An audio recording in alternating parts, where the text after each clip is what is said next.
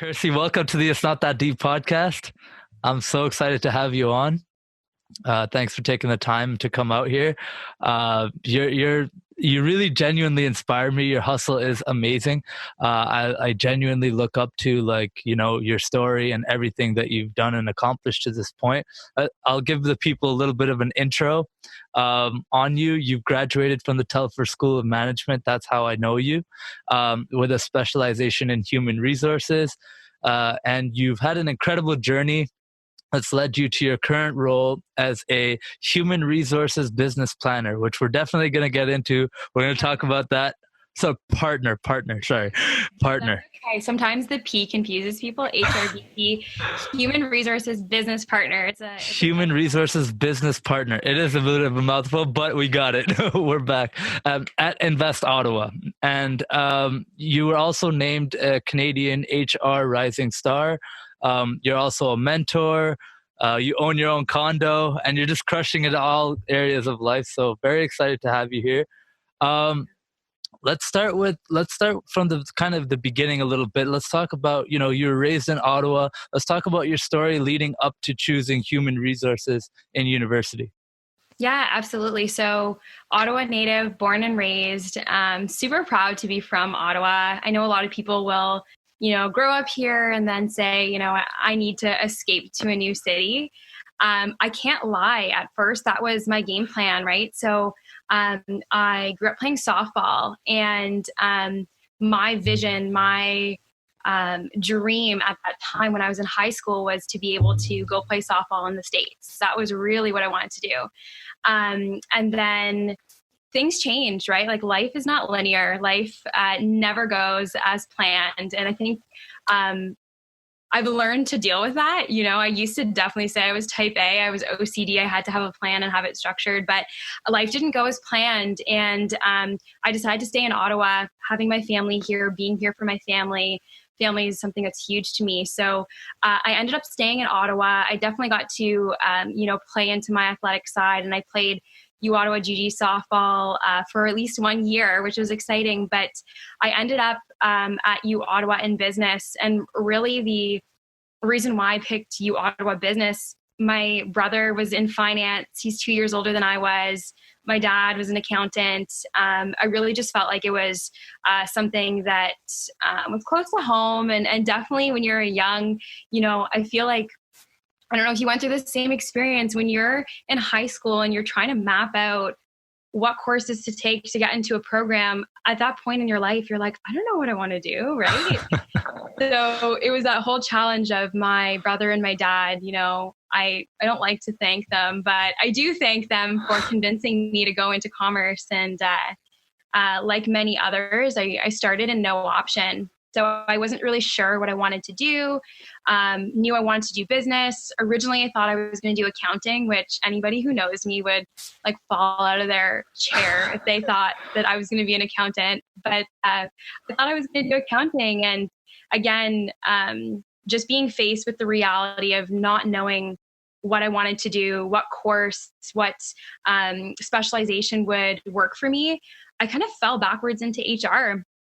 So for any of those other Telfer grads out there, OB, do you remember the course OB, the organizational behavior class? Yep. 100%. So most people hated it. They're like, I hate this class. There's so many, I don't know what prof you had, but do you remember what prof you had? Magda Danya, was that her name? Danya. Yeah. I want to say, I think that's her name. Yeah. Yeah, but that class honestly inspired me. I was like, wow, this is such a good mix between business fundamentals and psychology. And that really piqued my interest. I'm like, is that what HR is? Because if yes, sign me up. I want to do this. And that's kind of how I fell backwards into HR. There's a lot to unpack there, obviously. Starting with Ottawa, and the role that has played in your journey. I think we all at one point were like, screw this place. I gotta get out of here. I cannot stay in this city. It's not where I'm going to grow. It's not where I'm going to prosper. I see friends leaving, and I see people living seemingly better lives elsewhere. And I could relate that, for the longest time, I was that guy too. Like, man, I can't wait to go to Toronto or Yeah. Vancouver or anywhere else in the world, right? And yeah, so that has changed as well, and I've learned to embrace the city and the great things it has to offer. I still haven't come around on winter so much, so I'm trying to plan my life to leave Ottawa for those months, but one day, right? But then you also mentioned something really interesting about something that I find a lot of us, not everyone, but a lot of us go through. It's not knowing what the hell we want to do with our lives, and quite frankly, asking a 16, 17-year-old to have that all figured out and all the courses mapped out and planned out, years in advance it just doesn't make sense. Like, you're not going to have that clear vision of what's to come. And kind of my last comment there is, like, I still haven't figured it out, and I still haven't figured out what I want to do, and I'm very much just taking it day by day and like nudging towards things that I enjoy a little bit more. I think this is one of them. And then also, like, kind of like another thing that you talked about was HR and how you fell backwards into it. So, like, Yeah. human resources to me, from the outside looking in, before that course, I didn't even know what it was. All I knew was like, oh, like Karen and HR, like you gotta, like, the memes, like you'd be like, oh, you gotta go, you better not do something stupid or you're gonna get in trouble with HR. That was the extent of like what I knew as HR. Like, okay, well, they help you get hired or something like that. But we'll definitely dispel that and go into kind of the weeds of what human resources is. But then now, kind of take me through your university journey a little bit further, and some of the things you were involved in, and like what occupied your time the most in school. Sure. Yeah. And one of the biggest things I want to echo is that, nobody has it all figured out. In whatever stage of life, nobody has it all figured out. And I think that that's the biggest misconception that people have. They look at successful people and they're like, oh my goodness, like they know exactly where they're going. Letting that go has been the most therapeutic thing I could have done for myself. Letting go of not needing to know exactly where I'm going and what the plan is. So I just want to echo that. And I mean, in terms of my university journey, when I started out, again, because I was so lost, because in first and second year, I was taking those courses like the managerial accounting and stats. And as you can imagine, as an HR grad, I don't want to say anything poorly about HR grads, but for myself, like that was really difficult. So my GPA was low. I was struggling. And again, trying to figure out what the hell I'm supposed to be doing with my life. Right. And then I decided to go into HR. In my third year, that's when I really started specializing with those HR courses, right? So I was starting to take recruitment, in staffing, training and development, compensation, like some of these core HR classes. And again, unless you're in HR, you wouldn't know all these multifacets of HR. And I started co-op as well. And for me, again, as a Telfer grad, I didn't go the typical route. I wasn't a part of the Telfer clubs. I really wasn't as engaged in the, the student associations and stuff. But I decided I wanted to really gain experience through co-op.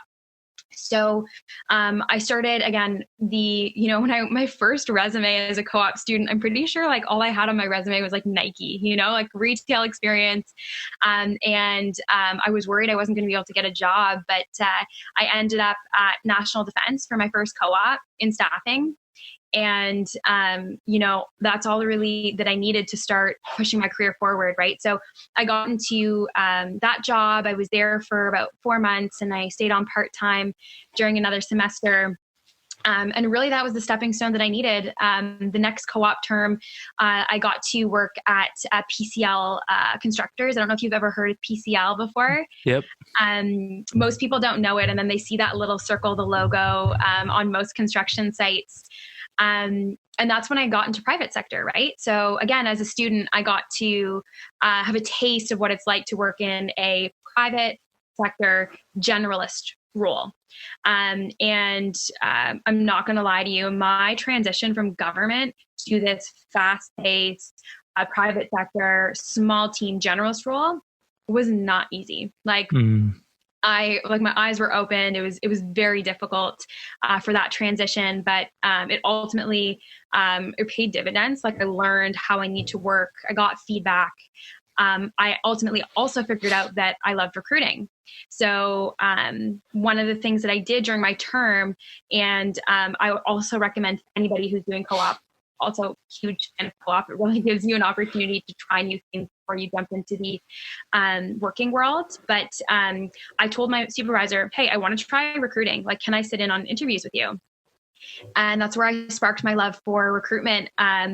I got to talk to people, right? Like, you're just talking to people, you're getting to know their story, you're assessing if they would be, a good new addition to a team, which is really exciting, right? So after I finished that, I had my last co-op term, and that was when I decided, after having 2 really strong experiences under my belt, I wanted to do IT recruitment. And one of the things you'll notice about me is that I'm a huge fan, a huge viewer of, manifesting things and really setting your mind to something.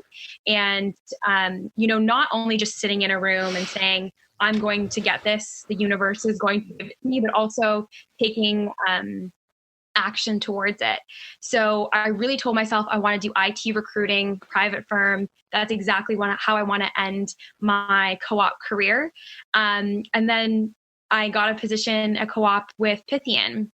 So not sure how familiar you are with Pythian, global IT company. And they had a dedicated talent acquisition team, and that's where I landed. So really got to see full cycle private recruitment in an IT context. So that was kind of how I rounded out my career in university. I definitely think in my upper years, I took a lot of seminars. I took a leadership seminar that really helped me reflect on the type of person, businesswoman, leader that I want to be. And I also got to sprinkle in a little bit of startup experience. I got to join Euphoria, which, I'm sure you're familiar with, Alman and Zach Princey and Haroon. I got to work alongside them, and boy, was that an experience. I absolutely tell people, if you want to stretch yourself, work in a startup, try it, because it's definitely an experience that builds out not only your depth in whatever you're working in, but your breadth. Like, you don't have a full team to hire or onboard or do a lot of things. So you're figuring it out, and it's all hands on deck a lot of the time. So that's pretty much my university experience summed up. Lots of different dynamic experiences that I got to be a part of, lots of really great opportunities that, again, also kind of led me to have a strong, I don't want to say launch after graduation, but it definitely set me up well to dip my toes in a bunch of different experiences. So, and that's really like my biggest takeaway from that there is, throughout your university experience, although you mentioned that you were not, as involved in clubs per se, and that kind of stuff, that's not to say that you were just sitting on the sidelines doing nothing. You were out here hustling, and you were getting tastes of every different type of industry and every type of work that you could be doing. And so going from the government to the startup and the private sector and just getting tastes of everything, and then also the IT. What made you what was the reason for the manifestation of the IT firm? Why did you want that? What was it about Pythian that, or those kinds of firms that was like, no, you know what? That's a culture I want to kind of be a part of. Yeah, absolutely. I think that, again, being the planner, being that forward-thinking person that I am, I recognized, especially in the HR world and especially in Ottawa, tech is huge. Like, tech is huge. And, this, that whether it's in the government, whether it's, our private sector companies, there are so many big tech giants in Ottawa. And, being in the role that I'm at, we have access to a lot of data that says that we have such a high concentration of IT talent in Ottawa. I was forward thinking enough to say that I need this experience to be able to set myself up for success, right? And, at that time when I thought that recruitment was the pathway forward for me, that was where I was going to build my career. I knew that there were enough IT firms, companies, opportunities for me if I were to jump into that space. Again, the I don't want to say the old person that I was, but Kirsi 3 years ago was very anxious about the future and security and job security and making sure that, I was able to provide for myself and for my family, right? So that was a big part of it, understanding where the market was and understanding that there's a huge need for IT recruiters. That's kind of where I said, this is going to be the experience that really rounds out my portfolio in a way that will help me be successful after graduation. So let's talk about that a little bit. And, you talk about the old you in quotes, and then the new you who is sitting in front of me today.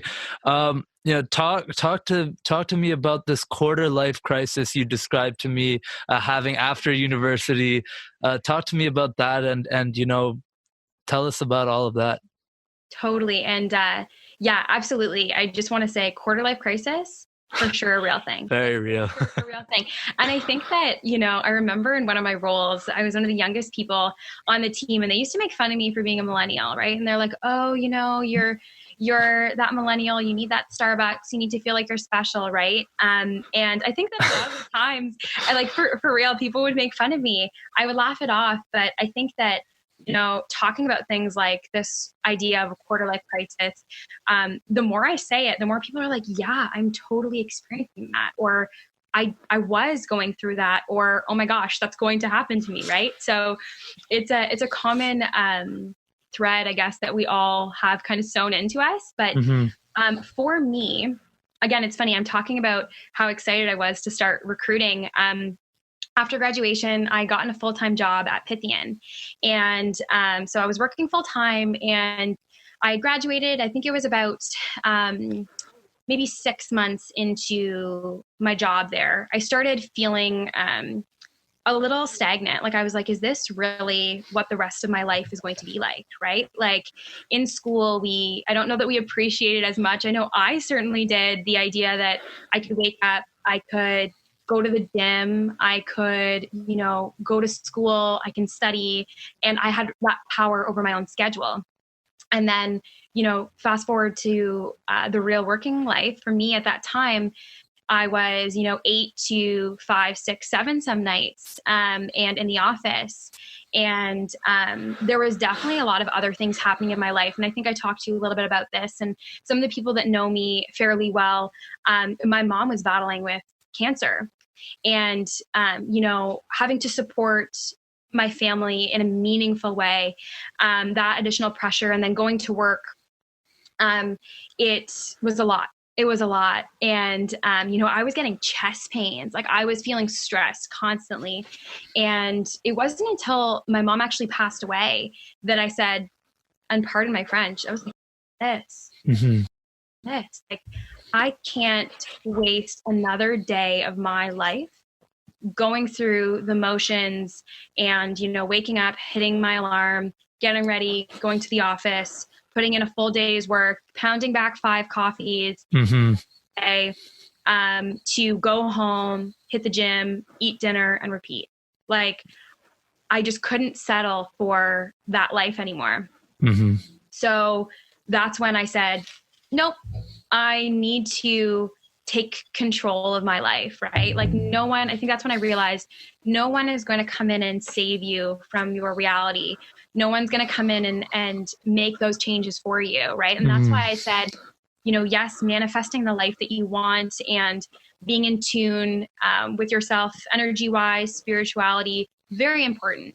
But there's also that conscious, intentional action that you also need to take, right? To be able to get to where you want. So that's kind of that quarter life crisis that I was experiencing, that I just wasn't okay with settling with this life that I wasn't happy with. Right. And that's when I took that inspired action. And I said, oh, I'm going to flip this all on its head, and I'm going to create a life that I'm excited to wake up and, take the day. I love that. That fires me up so much. And, you know, obviously, an extremely a catalyzing moment in your life when obviously losing your mother and going through all that, not knowing, is this something that I want to be doing, and stagnating and all those things kind of happening all at once. It's, you hit an inflection point where you're just like, well, am I just going to continue living like this and feeling like this and, perpetuating whatever's going on, or am I going to do something about it? And, as we're sitting here, you did something about it. And like, that's one thing I commend you. That's incredible. And like, hats off to you. That's awesome how you've kind of, like you said, flipped it on its head and took charge of, your own destiny. And it's not to sound all like woohoo, like you just sat down and just like, all you had was like, just, I don't know, like just a vision board and then did nothing, no steps to get there. You actually, and correct me if I'm putting like words like in your mouth right now, but like, you reverse engineered the person you wanted to be, and you decided, like, you made a conscious decision that you're going to do something else. And so talk to me about what some of those tough conversations you had to have with yourself about your current situation. What were those like, and what were you going to do about it, like in those moments? For sure. And again, echoing what you're saying, I call it inspired action, right? Like, not to say that I didn't meditate, not to say that I didn't reflect and take a step back and say, what do I want? And that I didn't create a vision board, because I totally did, and I'm the type. But the difference for me is taking that inspired action, not just sitting there and saying, okay, I have my vision board, it's right here, I'm going to look at it every day. Like, what are you going to do about it, right? Mm-hmm. And I love that the way you said that, it's having difficult conversations with yourself. So when I talked about the old Kirsi versus the new Kirsi, I was afraid to take risks. I would sit there and say, okay, I'm going to leave my steady full-time job. Well, where am I going to go? Like, what am I going to do? And, I'm going to, so some of the conversations I had was around work, right? Definitely about relationships in my life, about how I treated myself when it comes to, my health, what I eat, exercising. These were all the conversations that I was having with myself, right? Like, what am I going to do? Mm-hmm. And it was difficult for anybody who's been in a situation where you're a caregiver, then taking all of that energy. And when I say caregiver, I mean, I was working very closely, taking care of my mom, mm-hmm. and taking all that time and energy, and you're like, what now? Right? Mm-hmm. So what I decided when I was having all those conversations in my head, what the heck are you going to do?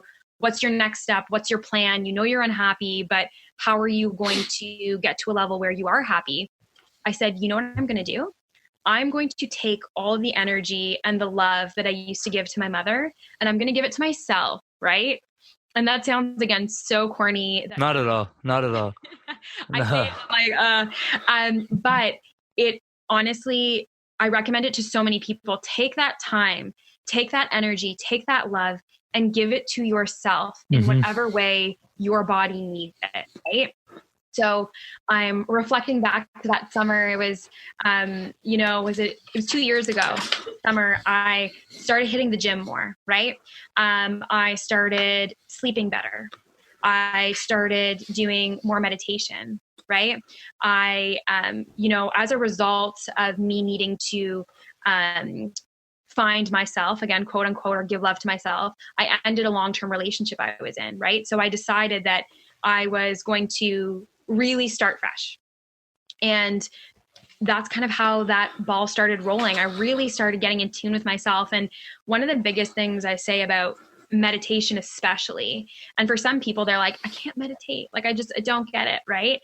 Meditating for me really helped me understand who I am as a person, but also to connect with my own energy, to understand what does my body need? Because at different times in my life, at different times in my day, my body and I need different things. And listening and being in tune with myself has helped me say, okay, I'm stressed out. Well, what kind of stress am I facing? Am I anxious? Am I overworked with work? Okay, you know what?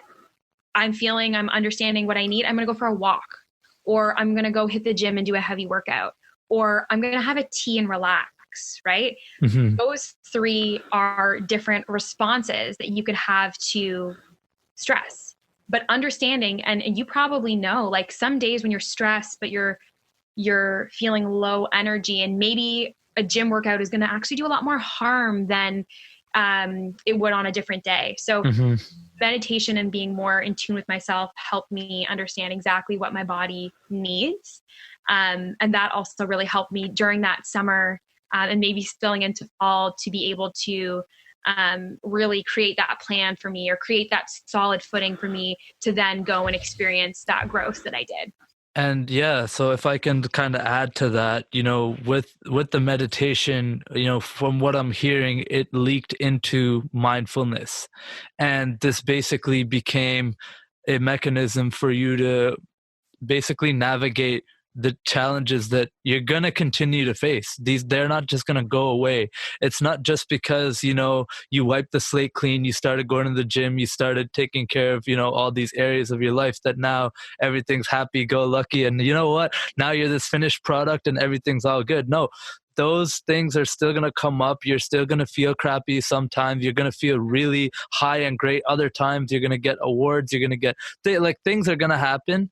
Life's obviously a roller coaster, and like you said, it's very much not linear. So that's something that I personally have been impacted by as well, is and I can't say I'm a master meditator or anything. I try to do like 10 minutes 3 or 4 times a week, but even that has helped me kind of be able to not only just switch my mind off, which is very powerful, but then also just recognize what a moment is, and like that's basically all life is at the end of the day. So happy, yeah. No, it's like it's just a collection of moments. And so I used to be the type of person, and I know like people listening to this right now are gonna be like, man, you tell the same story all the time, but Yeah. whatever, man, it's my podcast. So basically, when I used to drive, and you know how Ottawa drivers can be sometimes, I would get road rage. I would absolutely like rage on the road if someone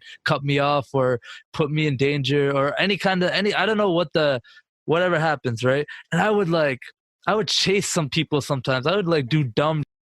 And ever since I started kind of meditating and being a little bit more mindful and practicing journaling and like doing all these kinds of things and like feeling the feelings that I have, you become so much more like, oh, you still feel the rage, the instant rage, but it's like, okay, I'm experiencing anger right now. Why? Okay, well, you know what? It's not that deep. It's fine. It's okay. It's not that big of a deal. Guy probably had to go somewhere. No problem. It's all good. I'm safe. Nothing happened. We're good. And so that like little shift, and like I bring that example up because it's also very relatable, but that leaks into so many different areas of my life. And like you said, having the tea, or going for that walk, or not going to the gym. And like what we got going on right now with this virus and everybody having to be isolated, and it's definitely already having an effect on so many people's mental health. It's like, don't beat yourself up if all you're doing is scrolling your Instagram feed and you see people working out and doing push-ups or this or that or whatever. Don't feel like you have to. No. But at the same time, if I could kind of hold both views. It also helps a lot to work out. I always feel better when I do. So be in tune with your body, recognize what's going on. And that's why I love this. I knew this is going to be like a really awesome conversation about dealing with those kinds of things that are going to come up. But that's amazing. I love that so much. But we could honestly sit here and just talk about this for the whole podcast. So I do we should probably switch gears and kind of talk a little bit about your next job career that you embarked on, how that came about, and let's talk about it. Absolutely. So and again, I think I was clear after I was in recruiting for some time that maybe it wasn't for me, right? Like, and I don't want to say it wasn't for me, but not full-time dedicated recruiting. I felt like a revolving door, right? Like I'd meet so many great people, but if they weren't going to be hired, it was goodbye, see you never type of thing, right? So I had reflected on what I wanted, and I realized that I wanted an HR generalist role again, right? Like that variety. So I had started casually looking for work, and it was funny. I remember this moment, like it was just yesterday. I had take some time off, and I was in Montreal with some friends, and I got a message on LinkedIn from somebody who I used to go to school with, and they were working for a recruitment agency on behalf of, and when recruiters reach out to you, they don't really say what organization it is, on behalf of Ottawa's leading economic development agency, and they were looking for right in the formal terms, they were looking for a HR coordinator. And I said, okay, like I'll absolutely take the call. And I always tell people, take the call. Just take the call. Even if you're not actively looking, even if the position isn't really exactly what you think you want, take the call. The worst thing that you'll do is say, this isn't for me. The best thing could be it's actually your next most exciting role that you have kind of lined up. So I took the call, and I remember looking at one of my friends, and I said, I think this is Invest Ottawa. Like, I think it's Invest Ottawa.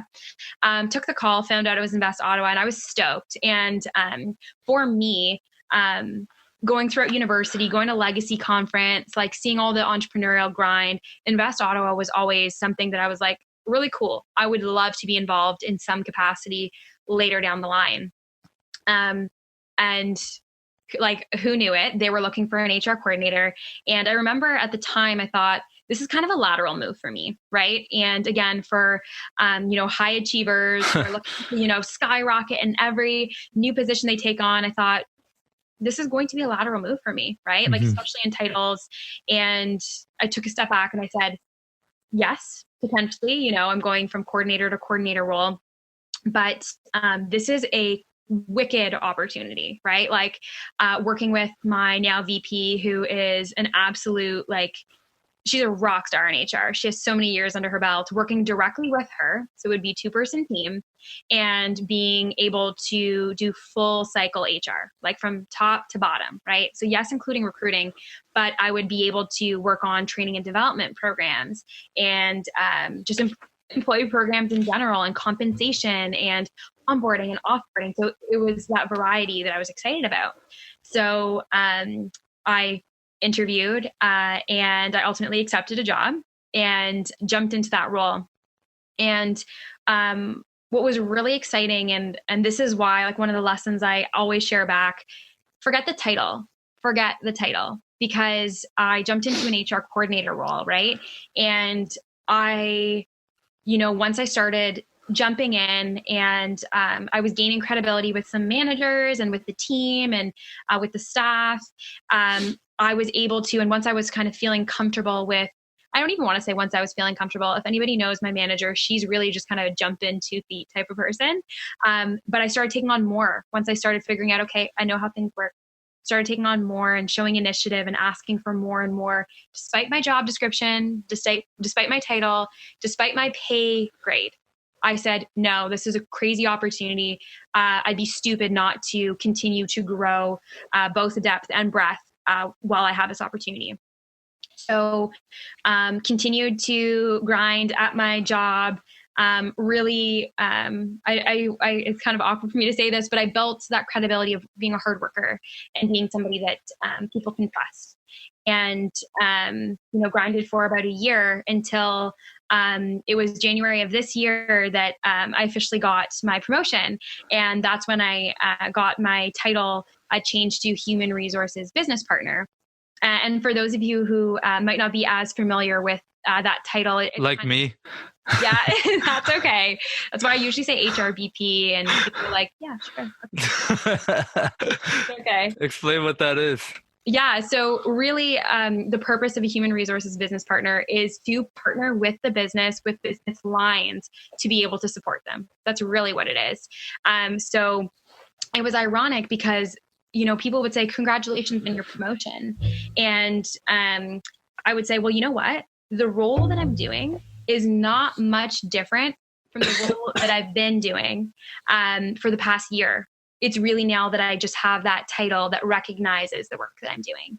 So I tell people, don't be intimidated or, turned off by a title, because you can really jump in and make a role what you want it to be. You can bring that flavor to it. You can take that initiative and prove to a team, hey, you know what? She's actually a business partner. She's not a coordinator. She's not, scheduling interviews and coordinating programs. No, she's developing and leading them and working very closely with the team. So that's kind of where I got. And I know that there's a couple of pieces that I want to address, but I want you to be able to jump in, because some of the things that I was experiencing, I know we talked about this, the idea of, imposter syndrome. Mm-hmm. Yeah, huge no, for me. we're definitely going to dive into that. I think it's amazing that you were able to grow into a role. And I like what you said about forget the title, forget the pay, forget all those things. If it feels right, that it's something that you could bring value to. And that's not to say you didn't work hard. Like, you even said it yourself, and I saw that even made you a little bit uncomfortable to say, but Yeah. you definitely do work hard. And so, and that's why kind of you're rewarded with a title, even though you were already doing the work. But I think there's a really important lesson in there. And it's that, and correct me if I'm wrong, right? But, and this is something I've learned from some other people, and you mentioned Alaman as well. And, Yeah. he was specifically telling a story on our episode together that, he started, assuming the responsibilities of the role that he wanted before he even got it. So, Totally. Talk us through that specifically there, not just in the context of your own job, but for other people out there who are in a certain position and want to get to that next level. And then we'll dive a bit more into the imposter syndrome stuff. Absolutely. And Alman's a great example of someone really jumping in. And the thing is, I think even just to take it even a bigger step back, young professionals, right? Why do employers like to hire young professionals? One of the things is that initiative, that curiosity, that drive, that motivation, right? The stereotypical, young professional right out of university, a year experience, they're hungry. And in my last job, when people would call me a millennial, I'd say, you know what, I'm going to lean into that. And that means that, yes, you think I'm a millennial, but what I'm going to do is I'm going to play up on all those positives. I'm going to really push it, right?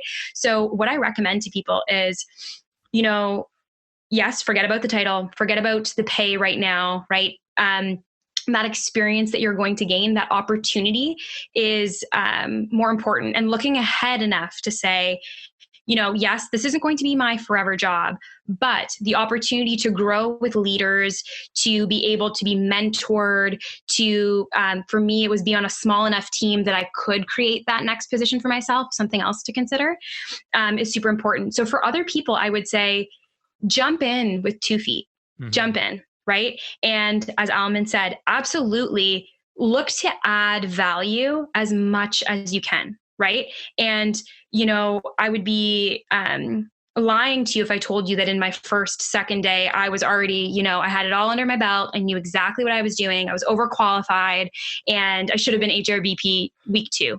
No, right? You have to put in the work. You really have to put in the work. You need to, especially for support functions similar to HR, you need to understand the business, right? Take the time to understand the business, the model, whether it's, IT and understand the system, the software, the services, or for me, a not-for-profit, understanding the programs and the community and the outreach, right? Be so well versed in whatever it is that your organization is doing. And then you need to take opportunities to stretch yourself, right? So again, for some people, that might be after a month or 2 of understanding what their role is, really being able to say that they're accomplishing their goals. But for others, it might be 6 months, it might be a year, right? But finding those opportunities to stretch yourself. And I think, again, having a a really strong relationship with your manager, and communicating that is also crucial. I can't say it enough that, if you're looking to grow so for example, for myself, I knew I wanted to work with more strategy and employee relations, right? And I was upfront with my manager. This is an area where I want to gain experience. So you know what she did? I'm lucky. I have a really great manager, but she said, okay, what I'm going to do is I'm going to loop you in as much as possible when there are opportunities to stretch yourself in that way. And she would challenge me and push me and say, if you were in this situation, what would you do? Right? So really being able to, whether your manager gives them to you or asking to have those opportunities to have projects or be in situations where you really can stretch yourself, that not only gives you those skills to be able to say, yes, I did that, but it shows your manager that you're capable, right? It shows your manager, it's giving you that opportunity to, and pardon the baseball quote, but really knock it out of the park. Like you're getting a lob ball, knock it out of the park, right? Show them that you're capable of it. So that would be kind of my addition to what you had said. It's like taking those opportunities to stretch yourself, but also communicating with your manager. And, some managers will ask these questions and they'll have more of a coaching mentality. But if you don't have a manager that has that mentality, that's not an excuse for you to not then ask those questions or bring those topics up in your one-on-ones and say, this is where I want to grow in the organization. How can you help me get there? Right? What can I do to stretch myself, to jump on a project, even if it's as simple as, and I remember I said this in an interview with Invest Ottawa, because I said, I love learning. And some people will say, you know what, this person's going to get bored. They're not going to be learning as much. The role might not be able to expand. Maybe we should pass on them. So what I tell people when I'm giving advice about interviewing, if you have that high growth and learning attitude, it was as simple as me saying, yes, I understand I have a role and I need to be able to fulfill the duties of my role. But learning, I don't mean that I need to continue to do more high value work and forget about the work that I was supposed to be doing. It's as little as sitting in on different team meetings or, having coffee with, a VP of sales or whatever the case is, so that you can continue to stimulate your brain and learn more about the organization or the processes or whatever the business is. It could be something as simple as sitting in on an interview or a meeting so that you can learn, and changing and kind of, changing the perception of people that want to continue to learn to something more positive. I think that also really has a high impact. So build the foundation, reach out to managers and build that relationship and go for stretch activities, go for things that are going to stretch you. But then that kind of does, like, it's a easy segue into kind of our next topic, because, it sounds great. It makes a lot of sense that, like I should be trying to take on more projects. I should be, once I got the basics down and I know my role very well and I'm familiar with it, going to the next level. Yeah, I should be going that extra mile, knocking it out of the park. But oftentimes you don't have experience doing those things yet. And so it can be a very scary thing. And so you hear this thrown around a lot, that, you should fake it till you make it. Yeah. How do you feel about that statement, and how does that relate to imposter syndrome? Oh, that's a real good question. That's a really good question. And again, I've been lucky enough to have mentors in my life and in my career, in so many different ways. And I think that a lot of my mentality, a lot of the way that I work comes from sports. And, you put on a game face. You put on a game face a lot of the times, right? And I think that, the idea behind the saying, fake it till you make it, is absolutely valid. But when you start using the words, and I'm very, my previous VP and still mentor, we still connect, she always reminds me to be conscious of the words that I'm using. So when you use the word fake, what are you telling yourself? You're telling yourself that this is not you, right? That you're maybe being deceiving, right? The word fake has so many negative connotations to it, right? Again, the idea behind faking it till you make it, I 100% agree. But changing the way that we speak to ourselves and the vocabulary we use is very powerful. So when I was in those situations, absolutely, there were times where, you know, my manager, again, she would say, my VP would say, "You're going to do this." And I'm like, really? I have no clue what to do, right? But what I would tell myself was, I'm putting on a game face and I'm going to figure it out, right? And I think that, again, sometimes it might sound crazy, but that positive self-talk is huge because, again, if we were to dissect that situation, okay, for example, you know, you're in a job and your manager goes, "I need you to give a presentation on this to the entire organization." And you're like, mm-hmm. But inside you're like, holy, I can't do this. I don't know how to do it. I'm going to embarrass myself. This is going to be awful, right? One of the things I've learned is positive self-talk. Okay, so I just had 4 really negative statements, right? Mm-hmm. If I were to go back to the first one, holy, I can't do this, right? How do I address that? You know what? My manager is giving me this task because I think they think I can do this. So you know what? I think I can do this, right? That's just the first one, right? Mm-hmm. I don't know how the hell I'm going to do this. Guess what? I am resourceful. There is Google, for goodness sake, if I can't figure out how to do it, right? I am going to figure it out, right? I'm going to look stupid is another one, right? Well, guess what? If you're worried about looking stupid, you know that material, you practice that until you are singing it in your sleep, right? Yeah. So I think that, you know, the whole faking it till you make it, or the way that I say, put your game face on and go, is the way that I definitely would phrase it instead of faking it till you make it. But it is a reality that we all face, right? Because especially people like, we're young in our careers. We don't have 5 years experience giving presentations to an entire organization, or, you know, 2 years experience, you know, landing sales calls, whatever it is, right? We don't have all those years of experience, but instead of thinking about it in that negative tone, what do I have? What skills do I currently have that are transferable in my toolbox, in my repertoire, that are going to help me, quote unquote, knock it out of the park? Well, you know, likely you're resourceful. If you need to, you can talk to people, you can practice, you can lean in on whatever experience that you've already gained to date that would help you in whatever stretch project or challenge that you're, quote unquote, faking it till you make it. So I tell people, don't say that you're faking it, because it just sounds so negative. Put a game face on and just go with it. Jump in 2 feet and make sure that you have whatever it is you need to be successful, and just go. You need a podcast. That's awesome. Basically flipping the script and flipping everything on its head, and the words you use are very important, and that's very true. You know, we have a lot of negative self-talk, and so I think I heard somewhere somebody say that, like, we have something like 70,000 thoughts in a day and 90% of them are negative. So imagine if you could start changing some of those, you actually start to believe it. And I started doing something recently, and like I do morning affirmations. So I actually say things out loud. I just want to clap for you. Thank you. That's awesome. It sounds super weird. And if anyone were in my apartment listening to me in the morning, it would be like, who's this freak? What's going on? Who's he talking to? Who's this guy talking to? Actually, I'll be like completely honest. I do it in the shower. So it's even more weird. It's like, you know, echoing in the bathroom. I got some weird motivational music playing.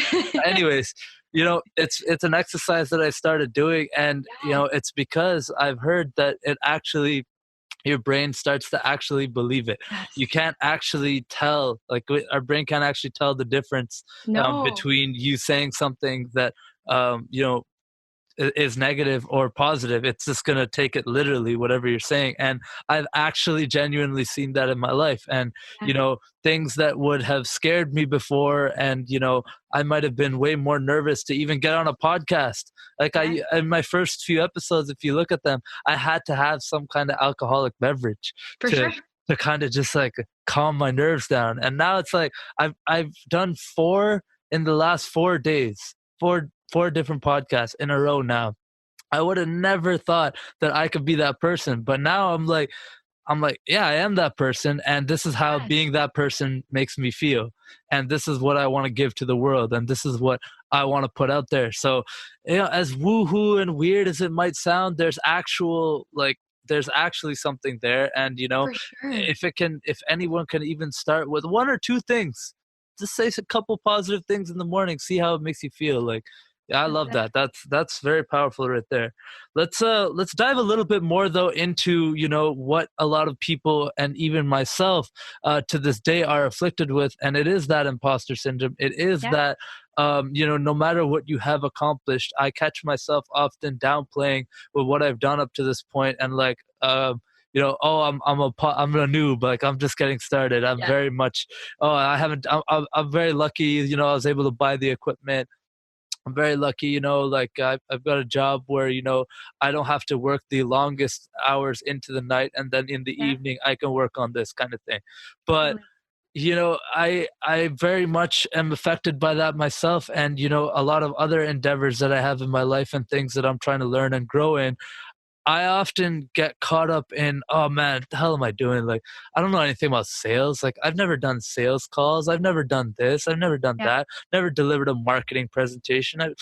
But you know, how do you kind of rewire that? And I know it's going to be a lot of what you've already mentioned, but what are some other kind of tangible things you could do to flip that? Totally. And it's funny that you segue that way because a lot of it, even how you explained imposter syndrome, is negative self talk. Like that is what it is, right? It's us getting up in our brain saying, maybe I shouldn't be here. Like, oh my goodness, if somebody actually knew who I was, they would never give me this responsibility, right? And it's funny, right? And that's why I say don't use the word fake, because you're not being fake.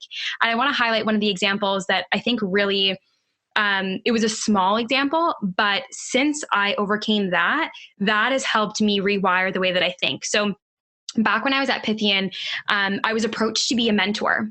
And so what that was, and again, I was like, I'm 23 years old. Who would want to be mentored by me, right? Yeah, yeah, yeah. So I was approached to be a mentor for this fantastic organization called Intac. So what they do is they help new skilled immigrants find roles and opportunities here in Ottawa. So having the talent acquisition background that I did, someone said, hey, you'd be really great. Jump on board. And I'm like, most of the people that are going to be in the room are going to be twice my age. They are going to have twice the amount of experience that I have. Who the hell is going to want to be picked to be matched with me? Like no one. And I was like, oh my God, like I said yes, right? And then I was like freaking out, right? I'm freaking out. I remember, getting in my car, driving to that first meeting. And I think the things that I did to prepare myself, one of them was I dressed the part, right? Like I said, you know what? They're not going to know I'm a 23-year-old. I'm going to dress. I'm going to look the part, and that's going to help me act the part, right? And then when I got there, I realized that, you know what? Like half of the stuff that we're talking about is what I do every day in my job. Oh my God, maybe I'm actually supposed to be here.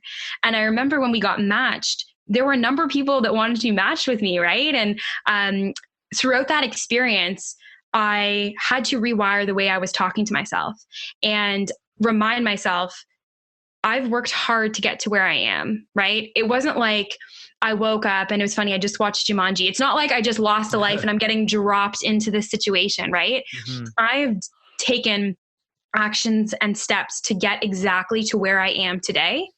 I deserve to be here. And a lot of that, again, is that self-talk. I deserve to be here. I've worked hard. I've earned this. And I'm going to take this opportunity and run with it. And again, a lot of it is a lot easier said than done. But once you start talking to yourself in a positive way, like you said, whether it's through these daily affirmations, you start to, one of the best sayings is we wouldn't talk to ourselves the way that we talk to our best friend. So why don't we talk to ourselves like we would talk to our best friend and have that conversation? You deserve this, right? Mhm. As simple as that. You've worked hard. You deserve to be where you are. And the more you start to, have that positive talk, you will see how much of a difference it makes. And again, I can't lie and say that, I am the most grounded and I don't ever face this challenge even today, right? Some days I feel myself, someone says, oh, what's your title? And I go, I'm a HRBP, right? You know what I mean? Like I feel myself crawling back into that shell and wanting to, feeling that real imposter syndrome. But the more everything in life is like a muscle, you have to exercise it, right? You have to exercise it and feel more comfortable with yourself. And I think it comes with confidence. I think it comes with that positive self-talk to remind yourself, I'm exactly where I need to be. I have taken every single step from, birth to where I am today to get to where I am. I deserve to be here. I've worked hard. I've put in the work, and nobody can question that. Right. So I think that would probably be my way of combating that. Right. And so it's not you being blind to reality. It's very much just changing how you're viewing whatever that reality is, and recognizing your part that you've had in it.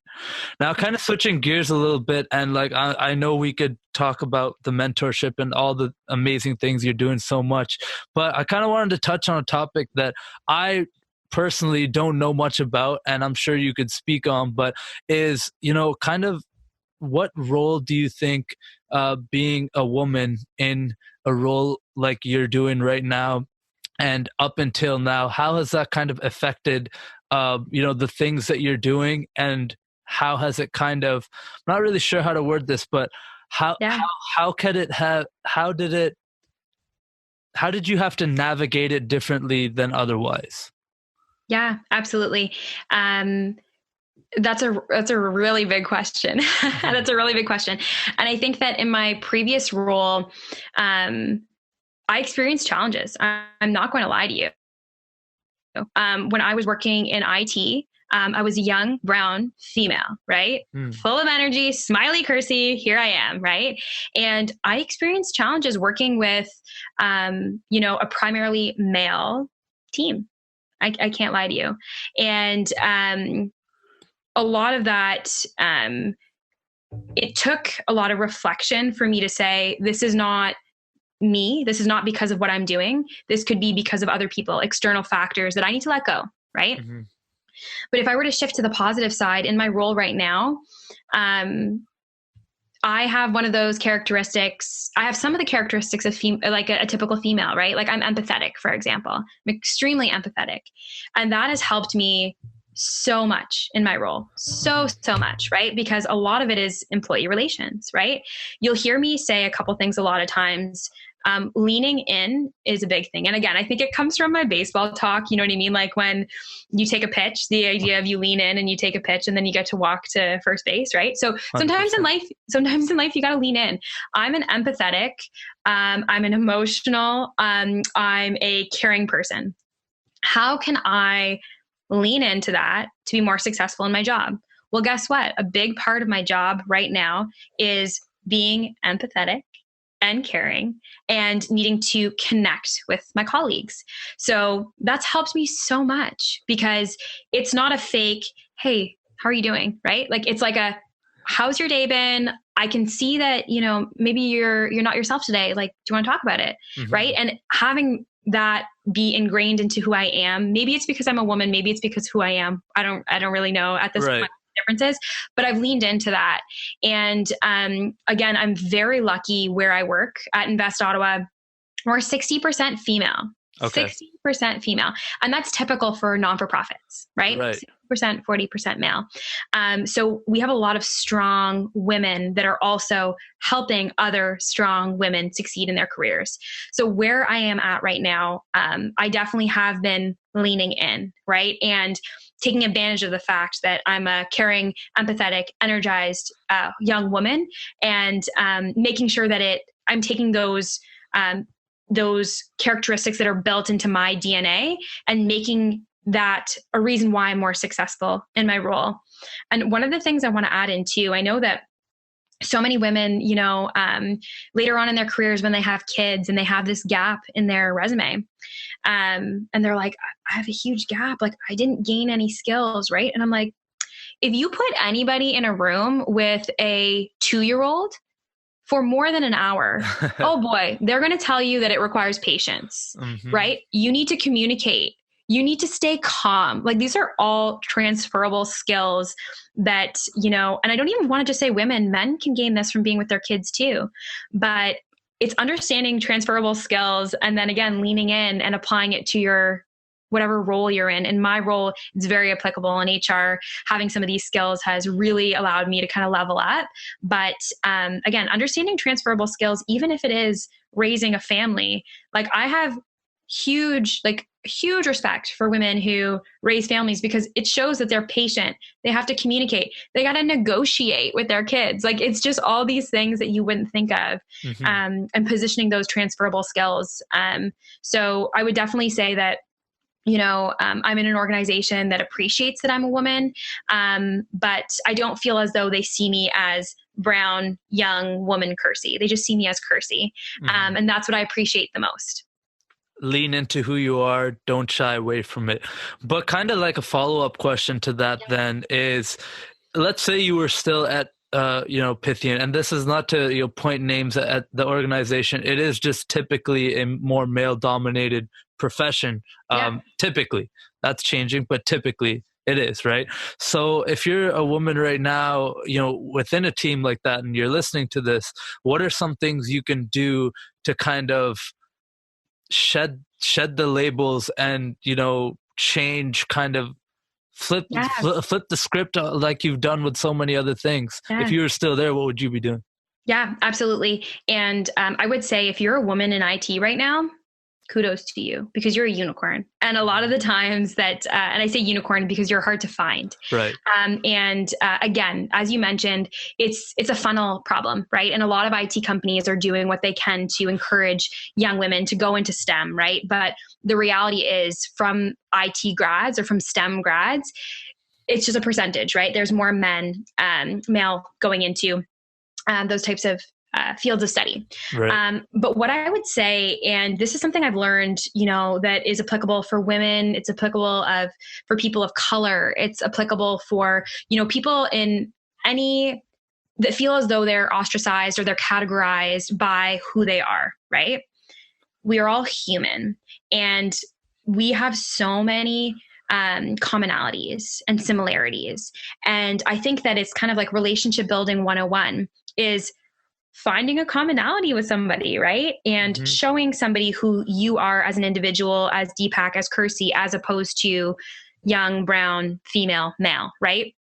Show people who you really are and build relationships with them so that they're not seeing you for the label that you have written across your head.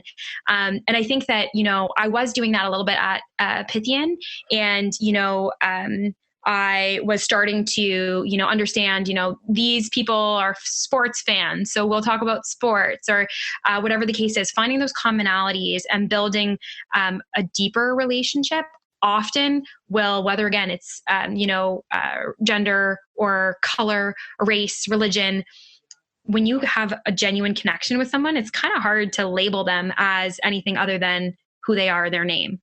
Yeah. No, that's so powerful. And to me, that's the premise of my podcast. That's the whole reason I have this thing and I started this thing, is because fundamentally we're all humans at the end of the day. And I feel like, and this is not just some superpower that I have or anything, I feel like if I sit down in front of anybody and I have an hour with them, I'm going to find some things that we can relate on. For sure. We will be able to relate on some things. When it boils down to it, we all fundamentally want the same things, which is health, wealth, happiness, and lack of suffering for ourselves and our families. Obviously, it manifests in different ways. And, like you said, we might look different race, different jobs, all these differences. But I think there's enough people out there focusing on our differences. So I think it's important to also focus on how we're also the same. So kind of the next topic I wanted to move on, because we are kind of running out of time. I think we're already near an hour, believe it or not. When it comes to HR, human resources, I probably should have done a better job on my end at the beginning of this podcast defining it. But one of the very important functions that would relate to most people is trying to get a job. For sure. I'm trying to get a job. I'm trying to get hired, man. I just need a job. Like, help me. Kirsi, this is you. This is your role. Help me out. Kind of before I let you just go, because I'm sure you could just go on this topic, Yeah. I will say that I read an article that you posted on LinkedIn, which Yes. is helping, new grads at networking events and stuff. And I found it hilarious. It was so awesome. Yeah. Not only did it provide a lot of value, but it was also kind of funny because there was this one suggestion you had in there, and it was like, don't follow up your handshake with "please hire me."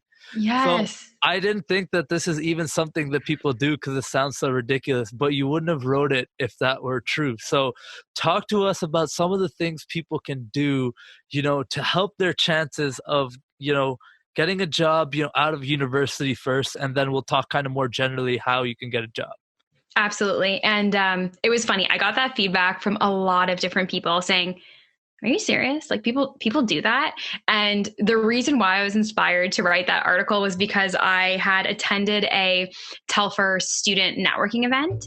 And I thought, oh my God, those events. Right. And, I love to give back. I think it's so important to give back, especially Telfer. I was there one day, once upon a time. But these were a lot of the things that I was seeing. And I thought, this can't be happening. Like, this cannot be happening. I need to do something. I just wish I could just write this on a sticky and give it to everybody before they walked in the door, type of thing. Right. So that's why I was inspired to write that article. So for new grads, I believe that was your first question. New grads looking for positions and trying to navigate, right? I don't think that this is a surprise to anybody. And if you would ask anybody in Ottawa, networking. Ottawa is such a small town. And, we joke that there's like a certain degrees of separation between everybody in this city, right? It's so small when it comes to the network. So getting yourself out there and building a reputation and brand for yourself is huge. Now and I think I made a comment for introverts. I am an introvert. Believe it or not, I'm an introvert. It's hard for me to believe, but... Yeah, I think I'm a social introvert, but it can be so intimidating to go to networking events, right? But again, I say this, it's everything when it comes to meditation, when it comes to networking, it's a muscle that you need to build, right? Mm-hmm. Your first networking event, you're not going to leave. Well, you might, but you might not also leave with 10 offers, right? It's going to be awkward and you're going to fumble and you're going to accidentally shake someone's hand awkwardly, or, you're going to be sitting there silent. It's practice. But networking is a huge way for you to, and I have this kind of proverbial saying, you're cutting the line, right? Because as a recruiter, when I'm hiring, I post a position and I get flooded with resumes, right? And if I were to even look at your resume, like I am not able to see the person that you are. I'm not able to see your communication skills. I'm not able to see that you're a hard worker. I'm not really able to see any of these things, that you have a good personality, that you're, good at talking to people. I can't see all that. I see a paper, right? So how do you cut the line? You go to networking events. And if your dream is to work at Invest Ottawa or to work at Shopify or to work wherever, go meet people where they're at, right? Go to events where you know that people from that company are working.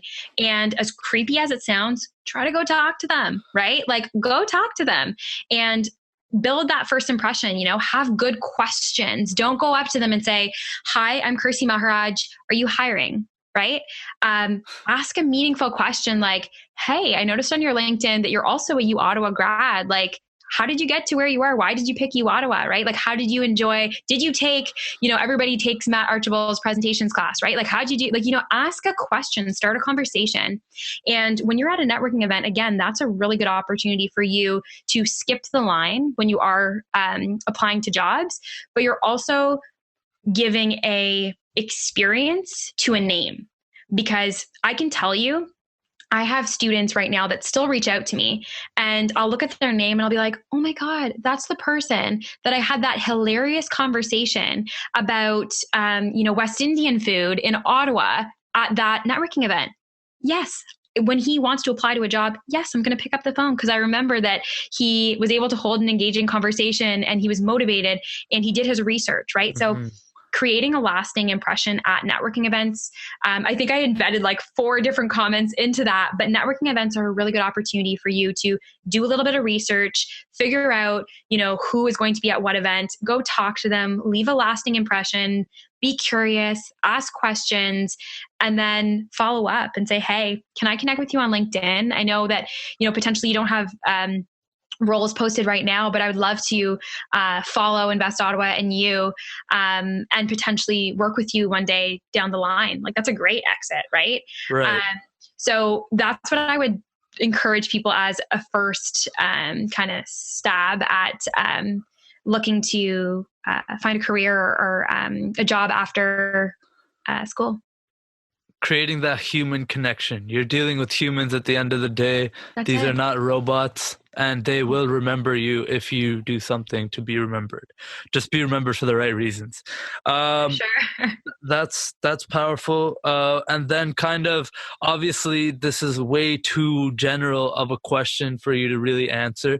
But, just generally speaking, a lot of people are often looking for jobs and are sending resumes to a lot of people. I think, past the obvious things, writing a cover letter and actually, tailoring your resume to the job, kind of the obvious things that people already know. Mm-hmm. What are some things that stick out to you when someone sends their resume? Let's say it's me. Let's say I'm sending my resume to Invest Ottawa. What would be on there that could help me as opposed to the next person get a role? What are some general things that could kind of help me out? Absolutely. You'd introduced a topic, reverse engineering, right? Earlier on. And I think that applications, the more, and this is why I share what I share, the more that you can understand what the person who is reviewing your application is doing, their mindset, what they're looking for, the better you can tailor your resume, your cover letter, whatever it is, your application to be picked up, right? The reality is, because I don't use screening tools. I've never used a screening tool to screen out people based on words. The reality is that even at the government? At the government, no, we didn't. And in my process, we didn't. But that was like, I don't want to date myself, but that was some time ago. Fair enough. I was trying to call BS, but I got you got me there too. Okay, continue. No, sorry.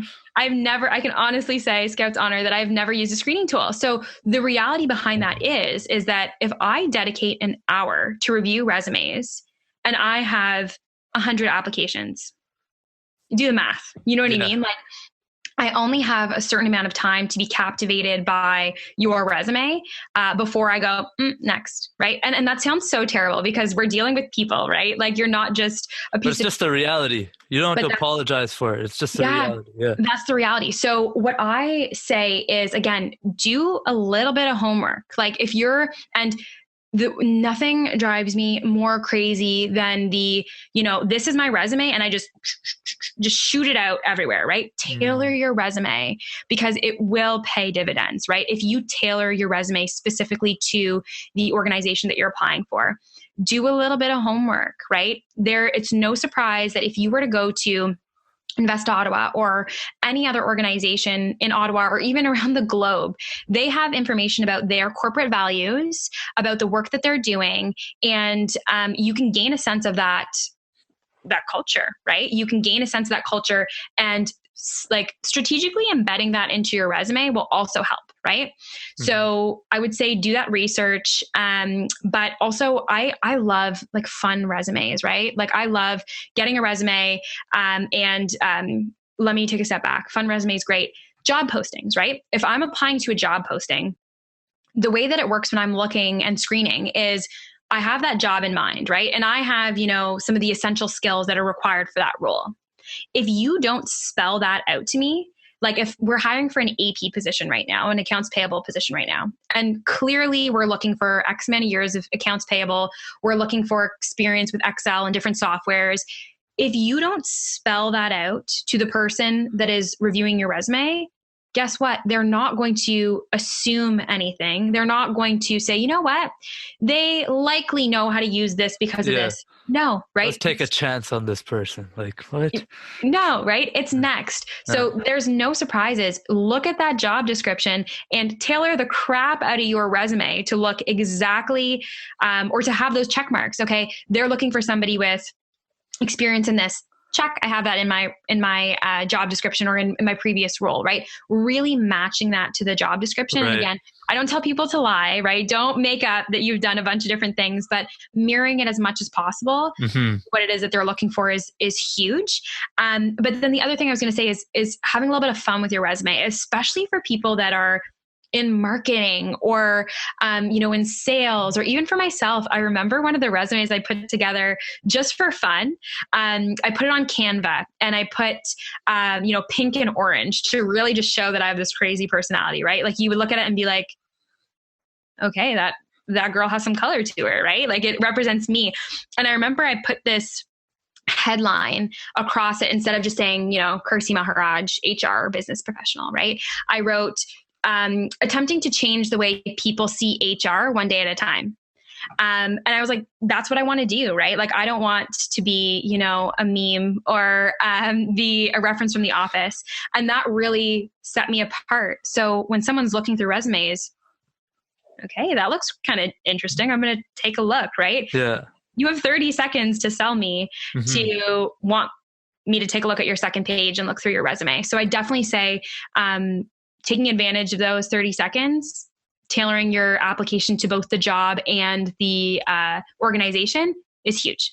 I love that. That's so strong, because me personally, on some jobs that I've been applying to, some things I've been doing is a video cover letter or something like, actually showing your portfolio or your website and things that you've actually done. Because if, you can't communicate who you are on a resume. You gotta, if you're curious, if I've given you enough to look one step further from my resume by doing the things you just said, okay, well, now what? There's 100 other people who are thinking kind of the same. So how do I set myself apart even further? Video resumes is one, like all kinds of, like, whatever you could do that shows that, hey, if I'm willing to go this extra mile on this application, we'll just wait till you hire me. Like, I'm saying? So shows your personality. Exactly. So those kinds of things help a lot. Kirsi, I hate to cut this podcast short. I'm sure we could go here for hours. This has been an incredibly valuable conversation. Like, people are going to get so much out of this, but we are already basically running out of time. I was going to say the sun's gone down. Yeah, exactly. It's dark in that room now. Good thing we put that light on. One kind of final thought before we move into our lightning round is, what's next for you? Yeah, absolutely. So I'm the type of person, I think I have goals in many different facets of my life. I'm working towards my certification. So I'll have my CHRP hopefully in progress, if not done by next year. So that's a big goal for me. Continuing to learn in my role at work is also big. So I'm taking some courses for me. And in my personal life, again, as I mentioned, it's a journey. So I'm going to continue to meditate. I'm going to continue to build my practice and, deal with the highs and lows of life and really just embrace it and to continue to navigate it the best as possible. I love that. Let's move into our lightning round. I'm going to ask you 5 questions. Okay. They're not that deep. Don't worry. They're, some of them might be though. But try to answer them quick, but don't stress about it. Like, answer it however. Okay. What is one piece of advice you would give to 17-year-old Kirsi? Oh, trust the process. Love it. If you could dispel one myth about human resources, what would it be? Ooh, you do not, and I tell myself this every day, you do not need to hide your personality to be a professional HR staff. Like, you do not need to hide who you are. Love it.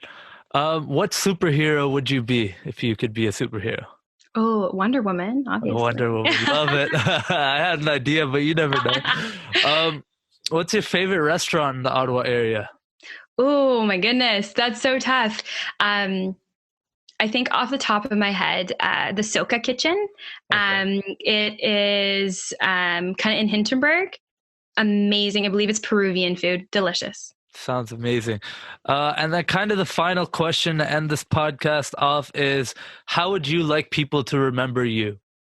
Oh, that's a really good question. Someone asked me that in the last year, but it was in a little bit of a different way. They're like, what would you want somebody to say at your eulogy or be written on your tombstone? I find that a little dark to end it off, so I say I rephrased it a little bit. I saw that you took that piece of advice that I gave earlier on. I appreciate that. You tell your Exactly. honestly, I think that the biggest thing that I would want people to remember me for is my big heart. Like I put my heart into everything that I do, and I want to be remembered for leaving an impact on my community, on the lives of the people that come in and out of my life, and for my big heart. That's really the lasting impression that I want to leave. And I'm confident that you will. That's so awesome. I've learned so much in this podcast. Thank you so much for coming on.